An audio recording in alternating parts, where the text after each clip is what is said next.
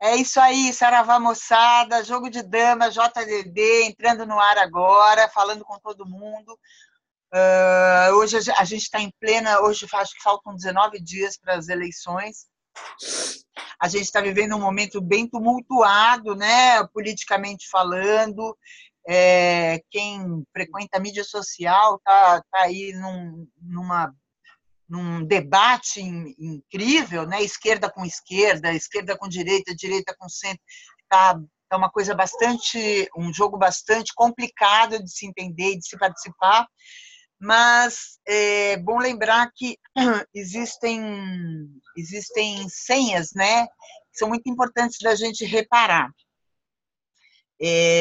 Há um tempo atrás tinha uma colunista aí de jornal que se auto-intitulava Madrasta do Texto Ruim, e ela chamava bastante a atenção da gente para as coisas que a imprensa nos traz e como é que a gente, como leigo, né, lê isso, né? Nós, todo mundo.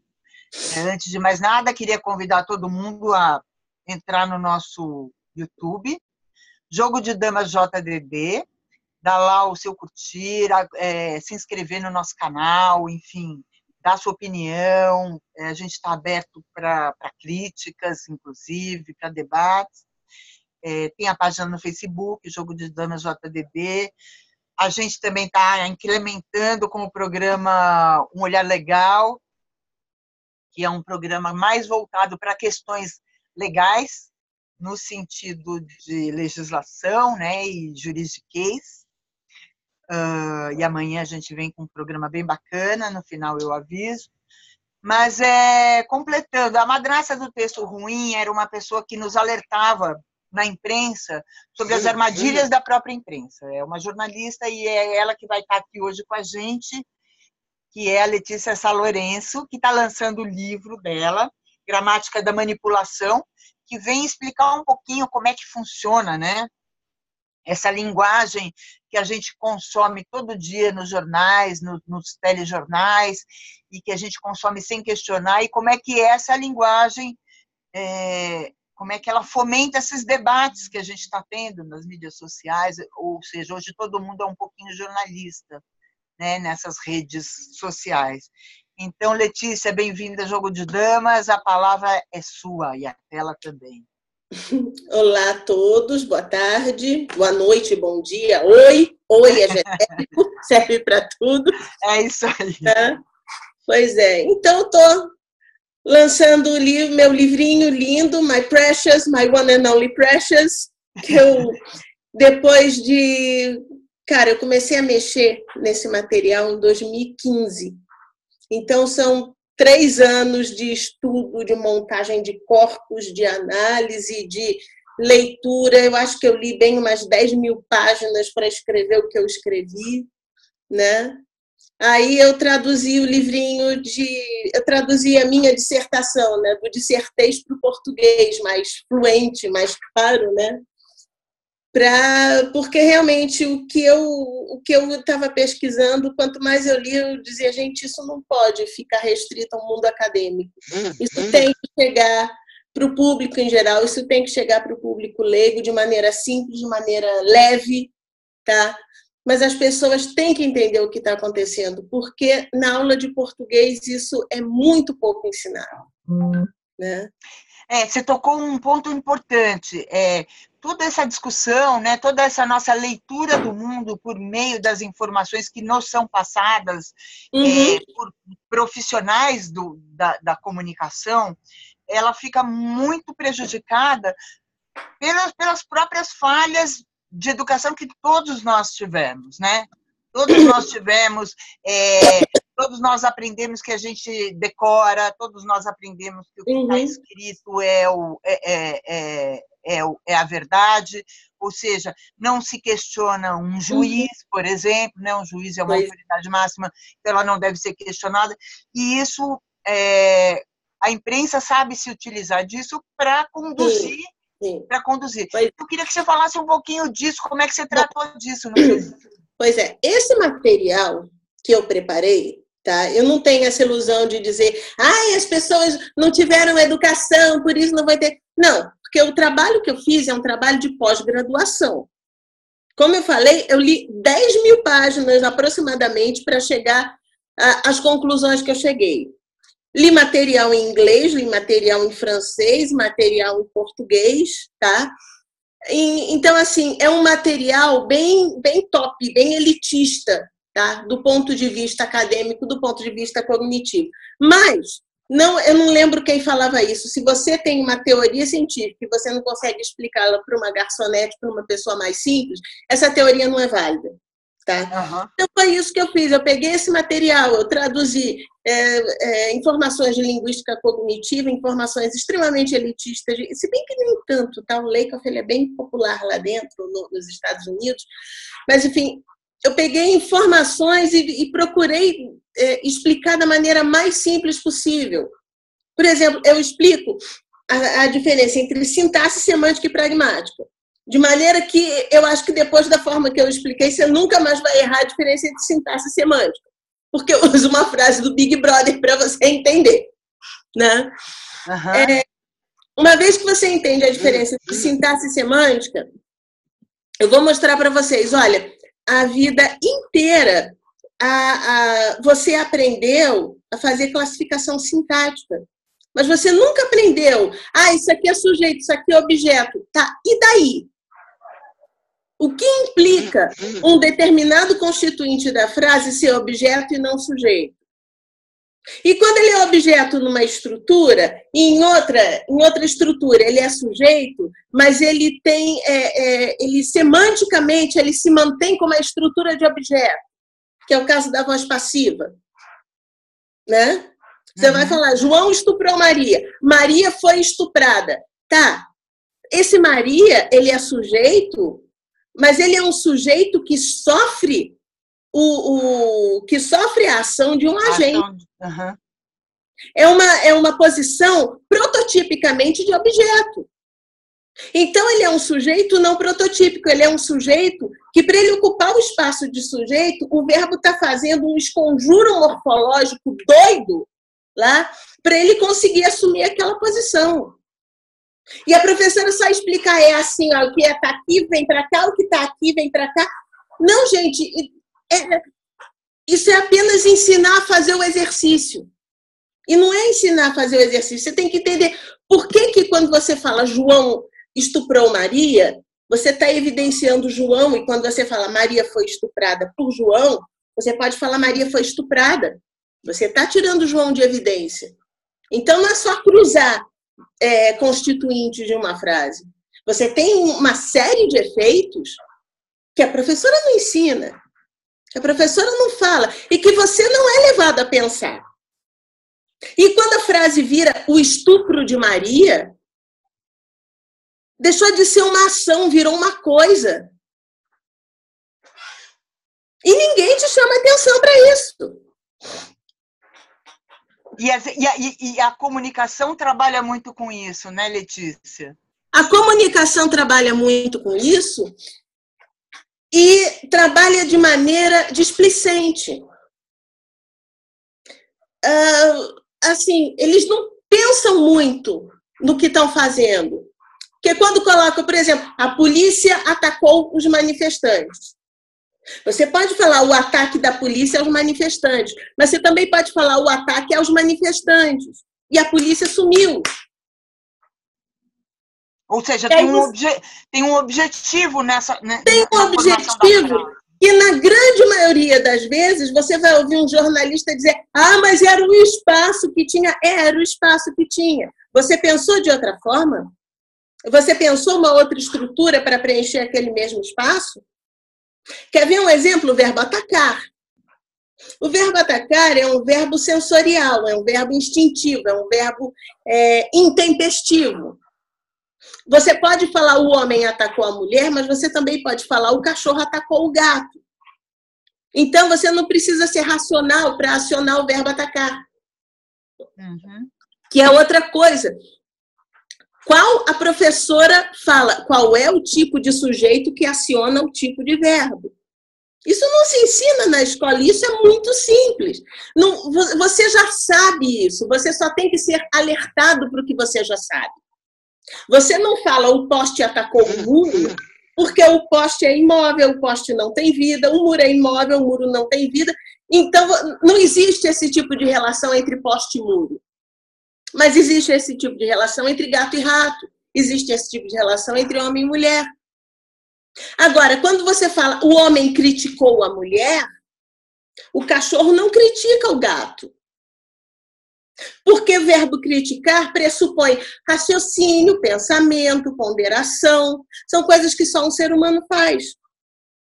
Aí você vai ver no meu corpus, de 340 manchetes de 6 a 31 de outubro de 2014, que contivesse as palavras Dilma e Aécio, o verbo atacar foi um dos 5 mais usados, um dos 5 ou 4 mais usados.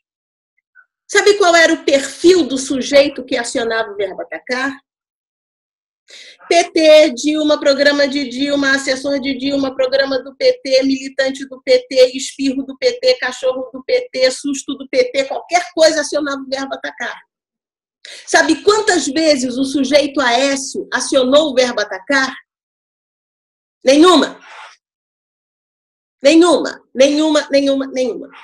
Aécio acionou o verbo criticar. Quem ataca, quem é irracional, quem não pensa, quem é intempestivo, é o PT. Mas é a mulher, né? Eu ainda não cheguei lá. E eu fiz questão de passar ao largo dessa discussão. Porque eu tinha material que eu não precisava falar disso. Eu já te falo. Tá. Quando você... o verbo criticar... aí você vai dizer, o verbo atacar isso daí aconteceu só no segundo turno? Não, gente. Isso daí vem acontecendo desde 2002, 2003, quando o PT assumiu. Então, você tem 15, 16 anos de manchetes em que um sujeito petista acionava o verbo atacar. Isso daí, água mole em pedra dura, tanto bate até que fura, vai se transformando numa antipassiva. Antipassiva é, por exemplo, Baigon mata. Todo mundo lembra dessa frase. Só que a antipassiva, essa frase, você não consegue transformar ela em passiva. Então, ela fica restrita, ela fica rígida nesse formato. Por quê? Quando você fala Baigon mata, você quer associar o sujeito ao verbo que ele está acionando. Só aquele tipo de sujeito vai acionar aquele tipo de verbo. Mas quando você fala Baigon mata, você tem um produto que, vejam só, a função dele é matar. Então, ele não pode ser dissociado do verbo. Agora, quando você fala o PT ataca, que é o que fica, a proposição que fica na cabeça das pessoas, que vai sendo formada e solidificada na cabeça das pessoas, você começa a pensar, o PT é irracional, o PT é violento. Sabe? Agora, você não tem... tem 2 manchetes com o verbo criticar. Aécio critica não sei o que lá, e aí vem o verbo criticar e o nome, né? Em campanha de críticas, vírgula, Dilma bateu mais. Quando você ouve isso, o que você pensa? Você pensa na Mônica com Sansão batendo no Cebolinha. Né? Claro. Nossa, Letícia, estou aqui pensando em 1000 frases que me vêm à cabeça com esses seus exemplos. Como é que isso está sendo introjetado? Porque, assim, quando você fala o Aécio, a gente está falando que não é o Aécio, é a imprensa que está colocando isso, né? Estrutura a coisa dessa forma, tá? Porque o Aécio atacou a Dilma, tá? Sim. E no momento em que o Aécio atacou a Dilma, ele sumiu. A manchete da Folha ficou, como é que é? Dilma cresceu entre mulheres após ataques. Não, o ataque era obscuro. Né? Aí eu tô lá, gente, eu peguei essa manchete, eu tinha que fazer uma análise linguística dela. Ok, tudo bem. Há 25 anos de jornalismo, tu sente cheiro de que essa manchete foi mexida, teve que caber direitinho naquele trecho, foi mexida de última hora, na correria, às 2 da manhã, para o fechamento. Você já viu a cena toda de como aquela manchete foi composta, né? Então tá, eu tô lá mexendo. Dilma cresceu entre mulheres após ataques. Esses ataques podem vir, inclusive, da própria Dilma. Eles não têm origem nem destino, eles é uma nominalização e tal, e não sei o quê. Aí, quando eu vou analisar... Isso eu já tô falando do meu mestrado, né? Não do... Aí, quando eu peguei, vamos analisar a parte jornalística da coisa, aí eu, cara, não é possível, deixa eu jogar lá. Aí eu joguei Dilma cresceu entre mulheres após ataques no Google. Essa manchete foi da Folha de São Paulo, acho que foi de 25, 26 de outubro. Foi da última semana mesmo do segundo turno. Aí eu joguei no Google, aí me aparece a manchete. Dilma cresceu entre mulheres após ataques de Aécio. Oh, que legal! Então eu tenho 2 manchetes, é isso mesmo? Aí eu fui para o acervo Folha. Aí eu vi a Folha impressa, né? Foi uma manchete interna da Folha, lá no cantinho. É aquele negócio, né? Não, você não vai dar atenção para a diagramação da página, porque isso não faz mais sentido, mas nessa hora eu tive que dar atenção, né? Foi uma manchete interna, lá no cantinho interno, escondidinha, que ela ficou realmente... A manchete ficou espremidinha. E ficou Dilma crescer entre mulheres após ataques. Isso é o erro típico da Folha de São Paulo. Eles cortam pelo pé. Eles cortam pelo final, aí viu, se não ficou muito escalafobética, manda ver e está resolvido. Só que não estava resolvido. Eu poderia até dizer que foi uma manipulação, mas que, do jeito que a coisa se configurou, foi muito mais um erro de edição. Tá? Mas, no jornal impresso, o único momento em que o Aécio iria acionar o verbo atacar, ele foi suprimido da manchete, né? Incrível isso, porque a gente leva a gente a questionar, enfim, tudo que a gente lê e tudo que a gente acaba... Como é que as informações nos chegam, né? A gente está vivendo um momento que a divulgação de informações das famosas fake news é muito difícil as pessoas conseguirem identificar, o leigo identificar, né? Assim, para quem é jornalista já é difícil, né? A não ser uma pessoa como você que vai sentar e vai analisar, a gente acaba sempre tendendo para a nossa identidade ideológica, né? Você lê de acordo com a sua identidade ideológica. Só que o dono do jornal, o dono do telejornal, o dono da rádio também tem uma ideologia. Uhum, né? Claro. Também tem uma ideologia. Então, eu queria saber um pouquinho dessa história dessa lenda de que o jornalismo é a... Ih, congelou. Alô? Oi? Tá ouvindo? Oi? Oi, agora estou. Eu queria saber um pouquinho dessa história a lenda de que o jornalismo é uma profissão de isentos, que o jornalismo é isento. Assim, ninguém é isento na vida. Tá? Eu tive que ligar agora meu celular porque ele foi de 90% a 40% de bateria num instante, então deixa eu ligar ele no carregador, eu vou ficar meio tremida, desculpe. Tá. Mas, enfim, ninguém é 100% isento. O ser humano aprende desde os 3 anos de idade a não ser isento. Quando o Joãozinho está jogando bola, isso daí foi um tema de um texto meu para o GGN, inclusive depois que aquele menino Gabriel escreveu "É verdade esse bilhete", né? Quando o Joãozinho está jogando bola, aí a mãe vira para ele: Joãozinho, para de jogar bola que você vai quebrar alguma coisa na sala. Aí você ouve um tum, crash. Joãozinho, o que aconteceu? O que o Joãozinho vai dizer? Ele não vai dizer, eu quebrei o vaso. Ele vai dizer, o vaso quebrou. Aí você começa a analisar essa frase. O vaso quebrou, mas o vaso é um ser animado. Não é um ser, é uma coisa, é inanimado. Ele não tem poderes para quebrar. Quebrar é alguém que vai quebrar alguma coisa. Tem que ter alguém com poder de cinese, né? Ou seja, de movimento, para fazer aquilo. E você não estranha a frase, o vaso quebrou. Né? Aí quando você começa a forçar o Joãozinho, mas quem quebrou o vaso? Ah, foi o Batman. Aí ele vem com informação torpe, né? Mas ele já sabe, aos 3 anos de idade, da importância de ocultar o agente da frase. Principalmente quando a gente for ele próprio, e ele ter agência sobre o verbo quebrar, pode representar alguma punição para ele lá na frente. Então, ele está manipulando a informação que ele está dando para a mãe. Tá? Então, essa manipulação de informação, ou seja, o Joãozinho não está sendo isento. Então, desde pequenininho, você aprende que é importante, em certos momentos, não ser isento para você salvar seu rabo.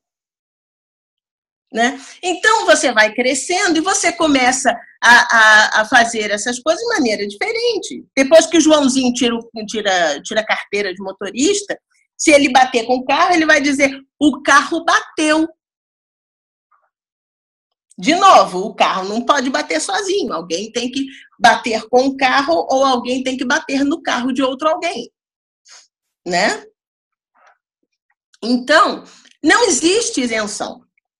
Isso, assim, o que existe são critérios de valores notícia para você tentar ao máximo, você burocratiza ao máximo o trabalho do jornalismo para você tornar ele razoavelmente técnico. Tá? E nesse momento, mesmo dentro dos valores notícia, que se você jogar no Google, você vai ver um verbete na Wikipedia que é maravilhoso, tá? Recomendo, inclusive, é do português, como é que é o nome dele? Bom, enfim. Você vai ver que os valores de notícia aqui no Brasil estão superfaturados. Né? Você tem hoje em dia 2 narrativas em disputa. Uma foi golpe, e a outra, as instituições estão funcionando normalmente, o PT está sendo punido dentro da normalidade democrática. Ok. São 2 narrativas em disputa. O que o jornalista tem que fazer nesse momento? Ele tem que ouvir uma e tem que ouvir outra. Tem que dizer, olha, está acontecendo isso. O que está desse lado estão falando isso por causa disso. Desse outro estão falando aquilo por causa daquilo. Isso não existe. Os jornalistas já assumiram o lado de as instituições democráticas estão funcionando plenamente e estão não só ignorando, como eles estão fazendo troça de quem escolhe a outra narrativa.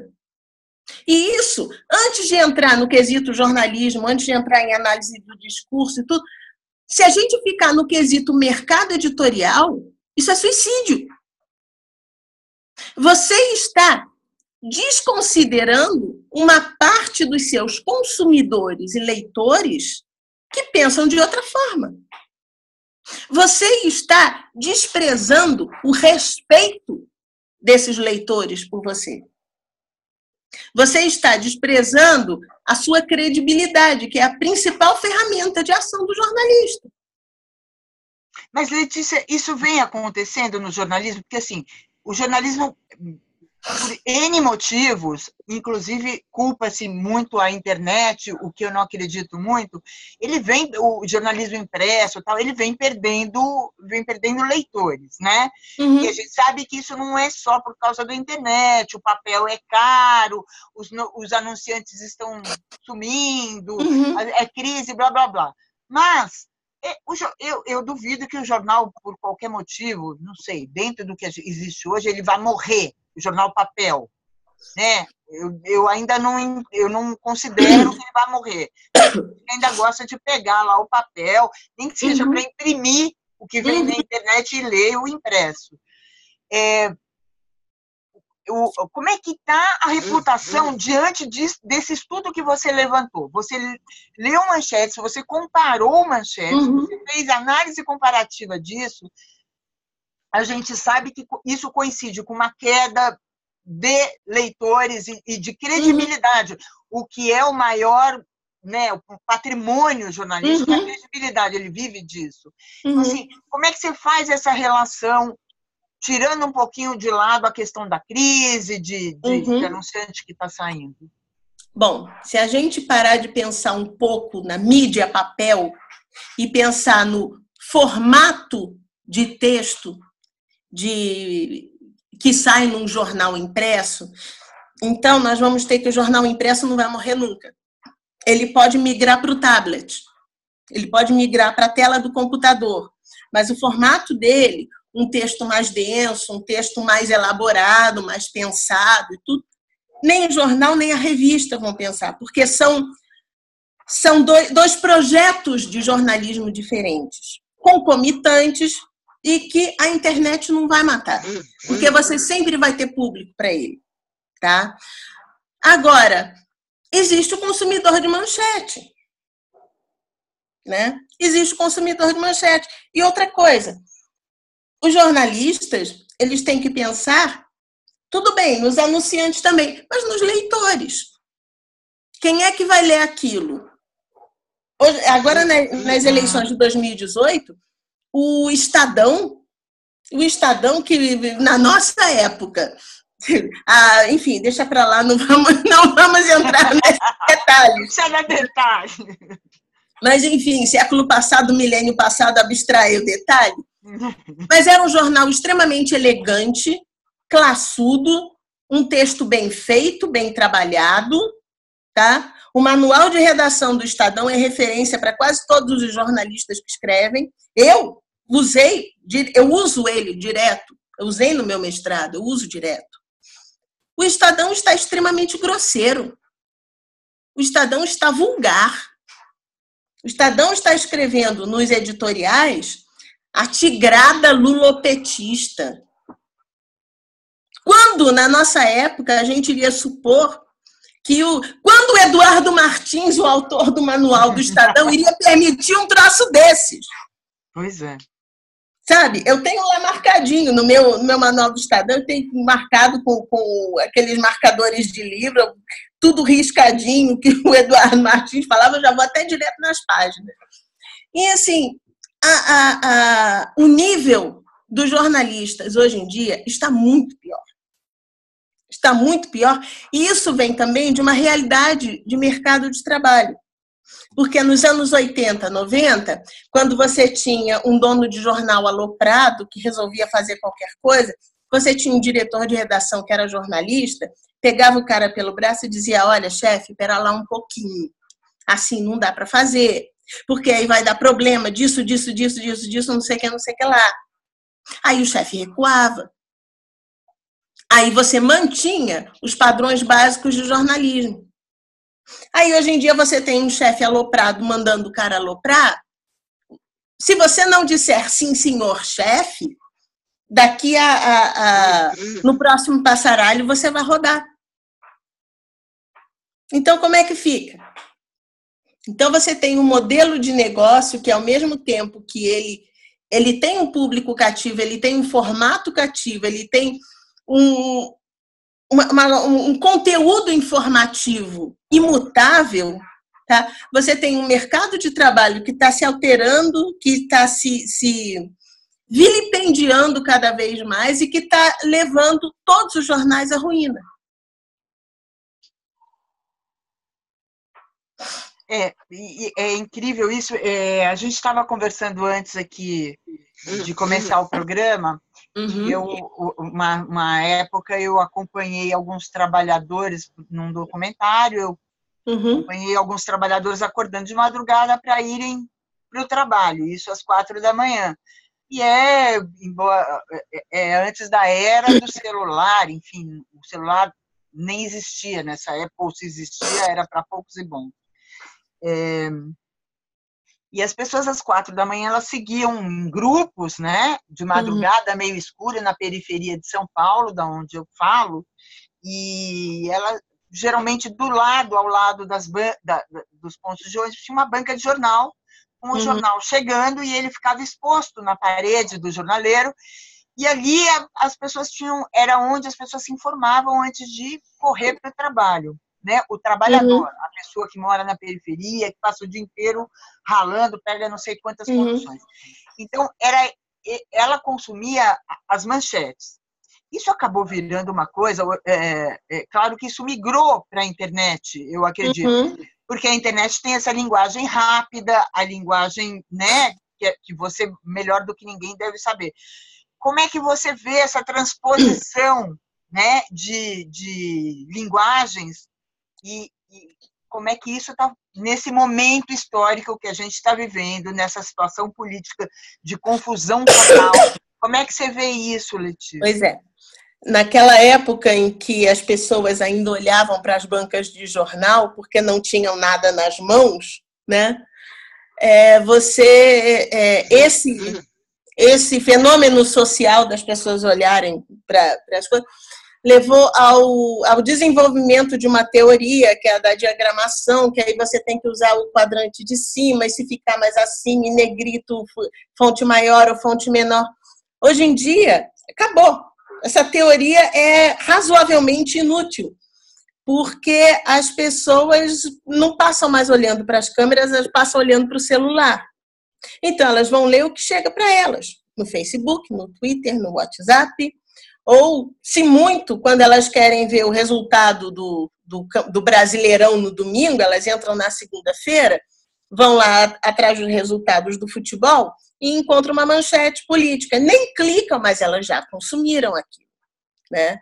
Então, desde sempre, os leitores de manchete foram sempre em maior número do que os leitores de jornal.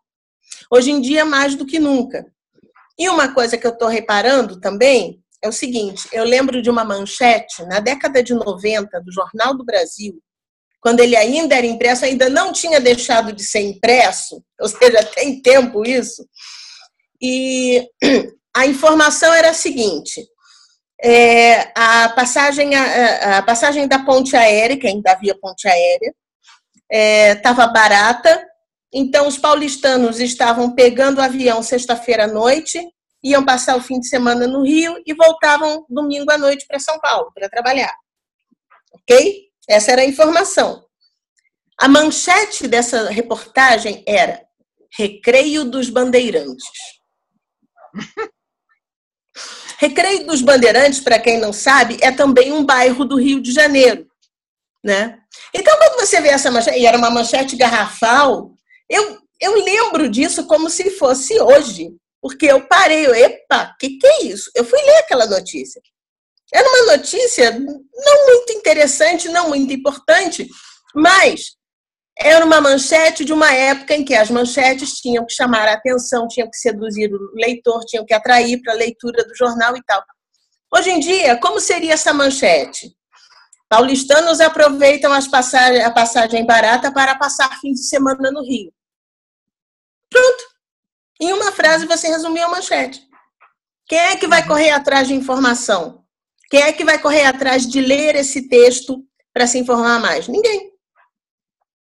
Temer decide cancelar o horário de verão. Você vai clicar ali para ler? Para quê? Você já sabe tudo. Então não vai clicar, né? Então, o fenômeno da internet está mudando o perfil redacional da manchete, né? A manchete, ela é um gênero, eu explico isso no meu livro, ela é um gênero porque ela tem uma função. Ela tem a função de titular a notícia que ela está antecedendo, né? Ela tem um espaço gráfico, uma determinada quantidade de caracteres, etc, etc. Ela é um gênero muito específico, tá? E ela está sendo, o gênero, não é nem gênero, é a redação dela está sendo alterada com o advento da internet, né? E outra coisa, tem um trabalho acadêmico que eu cito no meu livro, de 1977, de uma psicóloga, acho que é Eli Kosminski o nome dela. Ela fez o seguinte estudo, ela pegou uma turma dela de psicologia e ofereceu dividiu a turma em duas e ofereceu para os alunos o mesmo texto, tá? Que era de uma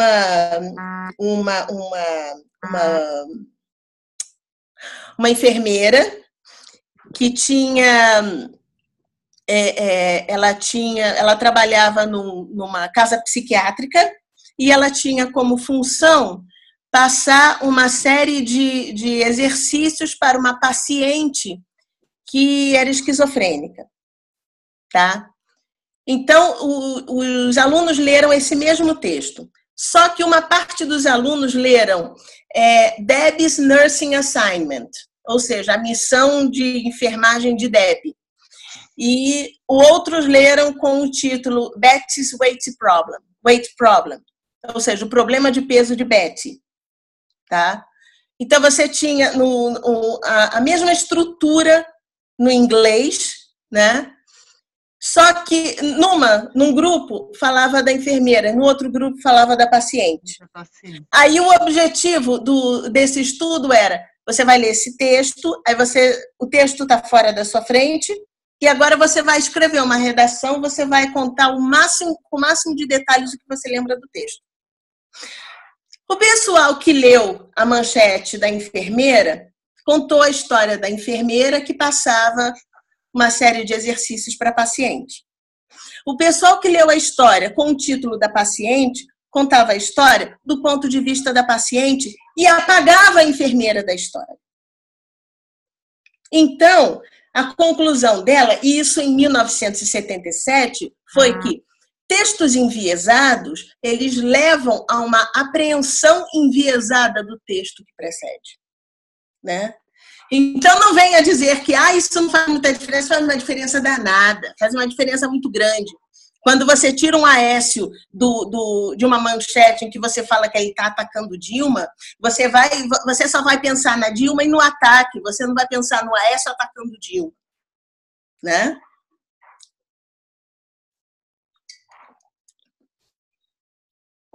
Foi? Foi. Letícia, a gente está encaminhando para o final. Esse é o Jogo de Damas, JVD. Eu queria que, para você concluir, você falasse agora exatamente por que você resolveu escrever esse livro? O que te levou a escrever esse livro? Qual é o objetivo? E dá aí as datas de lançamento para todo mundo no Brasil, dizer o título, a editora, fazer o seu jabá. Pois não. O livro, eu comecei a pensar nesse estudo quando eu comecei a perceber, já no governo Lula, que as manchetes positivas do governo Lula fechavam com uma informação negativa. Então, era o pobre come mais, mais, problemas de peso começam a surgir, por exemplo. Tá? Então, tinha essa estrutura. Gente, o que está havendo? E essas manchetes estão maiores? E tem 2 orações numa manchete que tinha que ser um texto curto? O que está havendo? Aí eu comecei a conversar com o meu orientador, ele falou, não, vamos estudar isso sim, tal, vamos desenvolver esse projeto. Porque eu comecei a perceber que a teoria da comunicação não tinha estofo teórico para explicar o que eu estava percebendo, que quem ia explicar era o trinômio sintaxe, semântica e pragmática, né? Então eu corri para a linguística, né? E, enfim, isso virou, eu fiz de 2015 a 2018, tá? Eu trabalhei nessas informações no meu mestrado, concluí, eu defendi a minha dissertação agora em março e transformei a dissertação traduzida de dissertei para o português, virou o livro Gramática da Manipulação, que ele já está em pré-venda no site da Quintal Edições, que é loja.quintaledições.com.br. Está lá em destaque o livro. Até dia 21 de setembro, ele está com desconto na venda. Vai ter lançamento do livro aqui em Brasília, no dia 25, no Carpe Diem, da 104 Sul, à noite, lá pelas 7 da noite. E devo ter, também ainda não estão confirmados, mas eu devo fazer lançamento no Rio de Janeiro, no feriadão de 12 de outubro, e na semana seguinte vai rolar em São Paulo. Tá? Você tem o livro aí para mostrar para gente? Não tenho meu livro! Eu quero esse livro! Eu estou morrendo de ansiedade! Mas eu não tenho livro. Se você está em Belo Horizonte agora, vai ter uma feira literária agora no sábado, a Feira Texturas. E a Quintal Edições vai estar lá com alguns exemplares do Gramática da Manipulação. Se você for lá, você vai ter o seu exemplar antes desta autora que vos fala. Coisas da modernidade. Letícia, agora uma curiosidade minha. Como é que surgiu a madrasta do texto ruim, que eu era tão fã dela?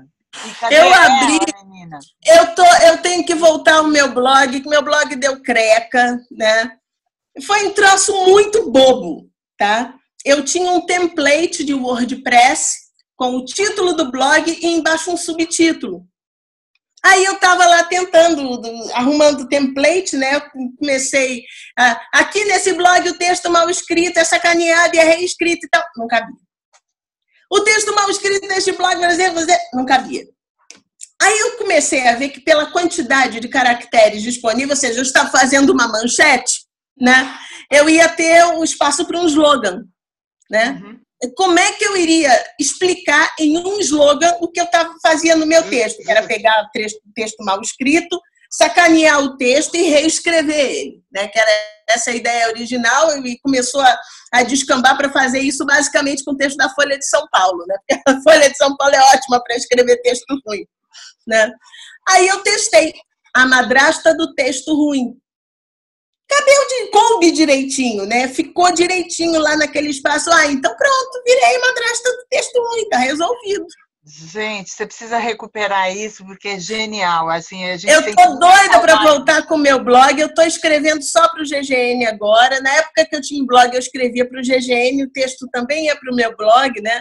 Eu também morro de saudade do blog. Tem que consertar ele. Então tá. Gente, esse foi o Jogo de Damas com essa grande jornalista, querida jornalista, linguista, Letícia de Sá Lourenço, a famosa madrasta do texto ruim. Quando ela voltar com esse blog, não percam. Objetivandodisponibilizar.com.br. Isso. Eu vou ressuscitar esse blog, pode deixar. Enfim, inscrevam-se lá no Jogo de Damas JDD para acompanhar o programa, dê sua opinião, mande perguntas para a Letícia que a gente encaminha, enfim, e curtam a gente também no Facebook. Amanhã a gente vai ter um programa muito legal, Letícia, a gente que eu apresentei no começo, a gente já semana passada inaugurou um programa para, assim como a gente está falando de comunicação contigo, a gente tem muita curiosidade em falar com o juridiquês, que também começou a aparecer na imprensa de uma hora para outra, né? Um juridiquês que ninguém domina, os telejornais, né? Você está assistindo lá o telejornal, comendo lá a sua farofa de milho, de repente aparece uma sessão do STF, fica horas aquele Vossa Excelência, me desculpe, mas Vossa Excelência é um canalha, e as pessoas ficam, né, ficam assustadas com aquilo. Mas isso tem um objetivo claro, né, Niobe? O objetivo é um texto elitista, é um texto inalcançável, é um texto só para semideuses, você é uma relis mortal, você não precisa, não deve, não vai entender esse texto. Não, e não vai questionar, né? Não vai questionar, principalmente, porque é um juiz que está falando. A gente exatamente. Isso. E o objetivo do Olhar Legal é exatamente esse, é desmistificar essa fala, é levar as pessoas a pensarem. Então a gente traz advogados bacanas, a gente traz gente de legislação bacana. Então isso vai ser nas quintas-feiras. Então eu convido você também, Letícia, eu convido todo mundo para acompanhar o Olhar Legal. E não percam esse programa da Letícia, que está ao máximo. Letícia, muito obrigada. Sucesso para o teu agradeço. Livro. Quando você precisar da gente para divulgar qualquer coisa, o primeiro programa a gente convida. Nos próximos, vocês convidam. Tá bom? Tá bom. Eu Saravá, que agradeço. Querida. Muito obrigada. Saravá, Zifia. Boa noite. Tchau. Boa noite. Tchau é a genérica.